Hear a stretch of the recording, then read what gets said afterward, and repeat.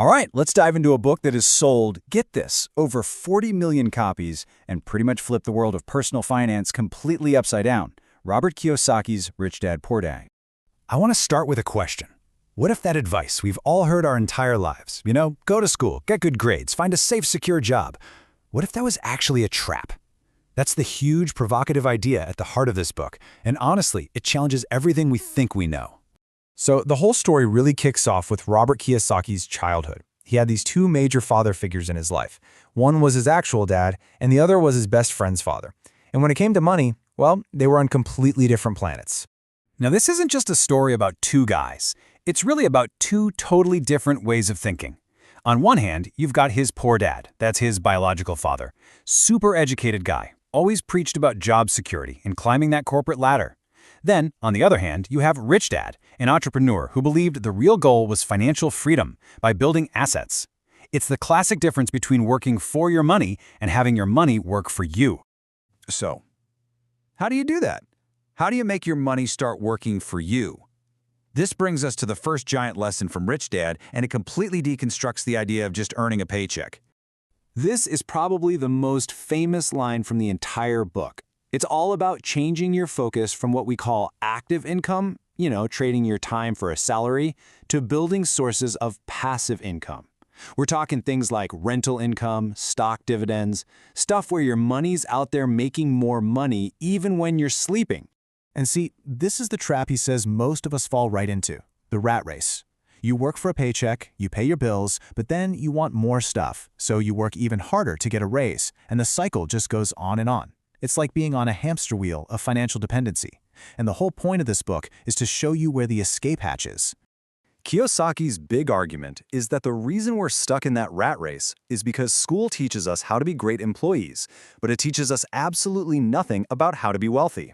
And this leads us to the single most important, most famous concept in the entire book. According to Rich Dad, it's this simple. An asset is anything that puts money in your pocket. That's it. That's the whole definition. Think of it like a little money-making machine that works for you. And on the flip side, you've got a liability. Super simple again, it's anything that takes money out of your pocket. It's anything that's constantly costing you, constantly draining your bank account. Okay, so let's look at some real-world examples. Assets are things like rental properties or businesses that generate cash. Liabilities are stuff like car loans, credit card debt. But notice what else is on that list. The mortgage on your own home. Whoa, this is the idea that really shocks people. But Kiyosaki's logic is simple. If it's constantly taking money out of your pocket for taxes and maintenance and interest without putting any income back in, it's a liability. So, when you boil it all down, the game plan is just this. Spend your life acquiring assets, not liabilities. According to the book, every single dollar you spend should be put through one simple question. Am I buying an asset or am I buying a liability?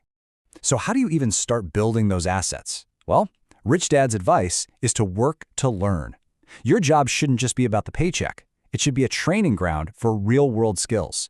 We're talking sales, marketing, communication, leadership. Those skills, those are the true assets that let you build wealth over the long haul. Okay, but we have to be balanced here. For all its incredible popularity, this book has definitely sparked some controversy and has its fair share of critics. So let's just get into it and look at that head on. Critics usually point to three big things. First, that the book is way more about mindset than it is about a practical step-by-step plan. Second, that it kind of oversimplifies some really complex financial topics. And third, there's always been this big debate about whether Rich Dad was even a real person. And look, these are all valid points, but for millions of readers, the value was never in the nitty-gritty details. It was about the massive shift in perspective. Because really, when it comes down to it, the book's true power isn't about the technical advice. It's about how it forces you, the reader, to question absolutely everything you thought you knew about your own money. And that's its true value, right? It makes you ask some really tough, uncomfortable questions. Like, in today's world of AI and constant layoffs, is my job really that secure? That house I'm pouring money into every single month, is it actually building my wealth, or is it just an expensive liability that's keeping me stuck in the rat race? And when I really look at my life, at my spending, am I building streams of income, Or am I just collecting a bigger and bigger pile of monthly expenses? These are the questions that linger long after you finish the book. And that right there is probably the best way to describe it. Rich Dad, Poor Dad isn't a financial textbook. It's a wake-up call. It's designed to plant a seed of curiosity that, once it starts to grow, can literally change the way you see money forever. And for so many people, that one simple shift in thinking was the first real step on their journey to financial freedom.